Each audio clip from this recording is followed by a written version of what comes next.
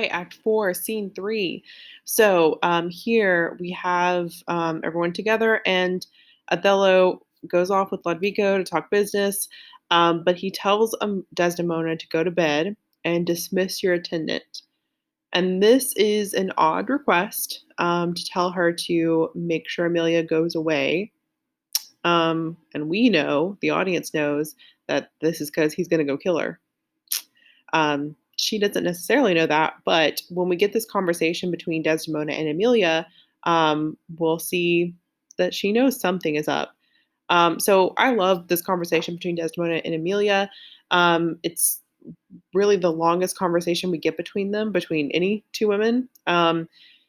If you're familiar at all with the Bechdel test, you might not be. What it is someone named Alison Bechdel, who's a writer, and she does lots of other things. She had this test, mostly used for movies, to see like how good a job a movie does with representation of women. And her test is, does a woman have like speaking roles? Do two women ever talk to each other? And do two women ever talk to each other about something other than a man?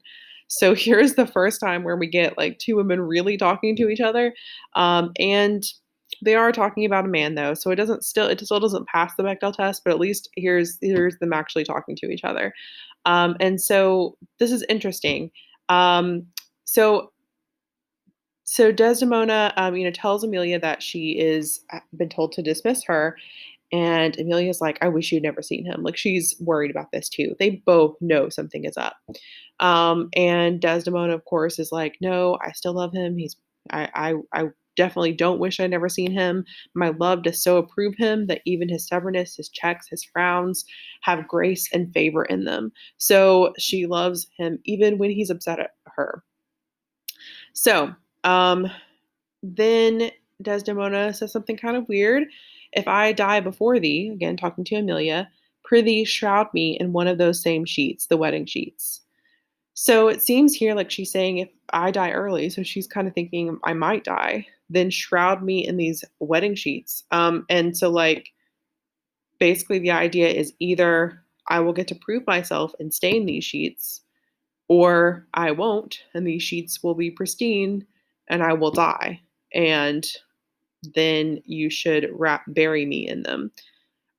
This is also the idea that if you're buried in your wedding sheets, then like kind of symbolic of your wedding or your marriage being what kills you.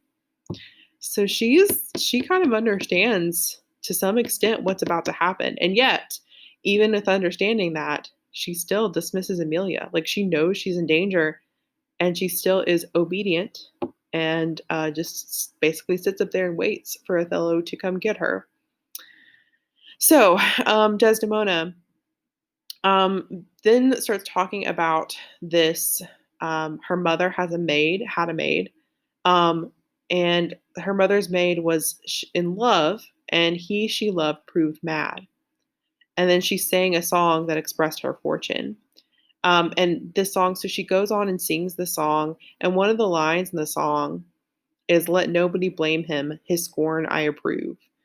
And this line is significant because obviously it speaks to what Desdemona is doing. "Let no one blame Othello, his scorn I approve." Um, but it's also Shakespeare draws attention to it because Desdemona says, "Nay, that's not next." Like she's singing this and she's singing this line, but this is a wrong line. Like she's sung this song out of order because that's the line that is on her mind. And so we see that this song is supposed to connect to Desdemona's current predicament. But it's also interesting to me that Desdemona is singing this song about a woman with a man who's gone crazy, to a woman, Amelia, who has a man who's gone crazy. And the song is about that. And it was sung by another woman she knew who had that happen to them. So this is four women all in this little place right here who have had this happen to them. And so I think the point here is that this is something that's happening. This is something that's common. This is an experience that women deal with, that the men in their lives are obsessive about their chastity and then go get like overwhelmed with passion when their chastity is in question. So Desdemona says all this, and then she has this conversation with Desdemona. Like Desdemona is so pure that she can't even imagine that there are any women who actually ever cheat on their husbands. Desdemona in the previous scene, which I don't think I mentioned this, says, I cannot even say the word whore. It abhors me now I say it. Like she is so innocent, she can't even say it, basically. Um, so here, Amelia's like, yeah, there are women who do that. And Desdemona's like, I would never do it for all the world. And Amelia sees it a little differently. Um, so given this question of like, would you not do it for the whole world? So in my live classes, I always ask them like, imagine the future. Let's say you choose to get married, or let's say you choose, you have like the love of your life, and think about that person. And then if someone offered you $5 billion to cheat on them, would you do it? You can think about that now if you want. And usually some people in my class say no, like it's my true love or that's my spouse. Like I would never do that, would never cheat on them, not even for $5 billion. And then other people are like, I mean, then they get $5 billion too, right? Like we could split it like that. Like, yeah, I would totally do that. It doesn't mean I don't love them. It just means we're getting that money. Um, so that's kind of Amelia's point here. She says, who would not make her husband a cuckold to make him a monarch? Like, if the idea here is if you cheat on them, you'd get the whole world. Well, then your husband's king of the whole world. So, like, yeah. And she says, I should venture purgatory for it, like, if that's a sin. Desdemona's, no, I would never do that.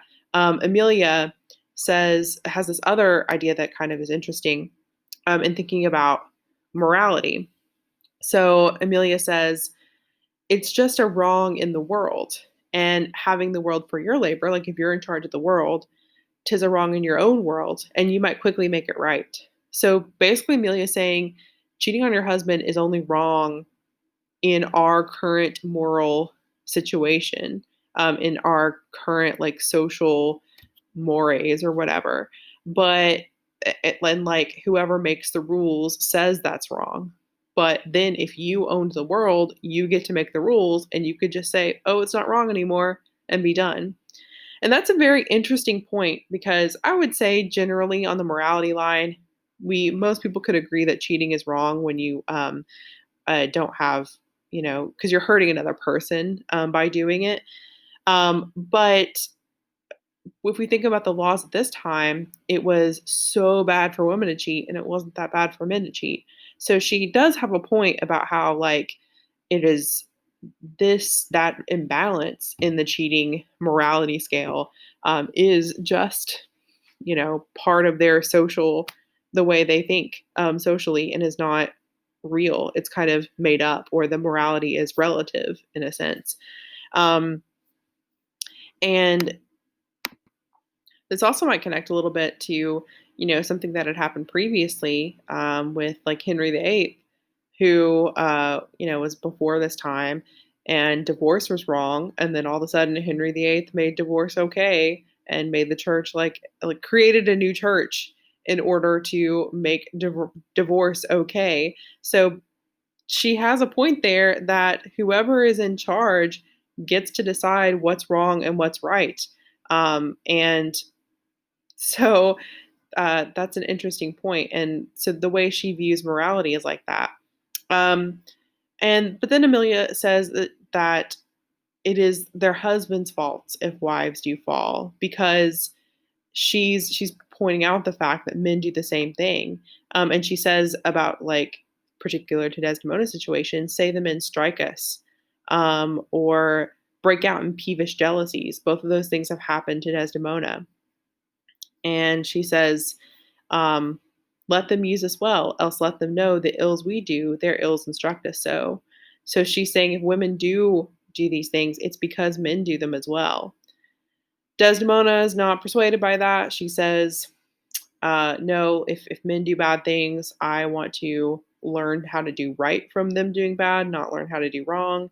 So again, Desdemona holds fast in being super virtuous, super loyal, despite these arguments that Amelia puts together here.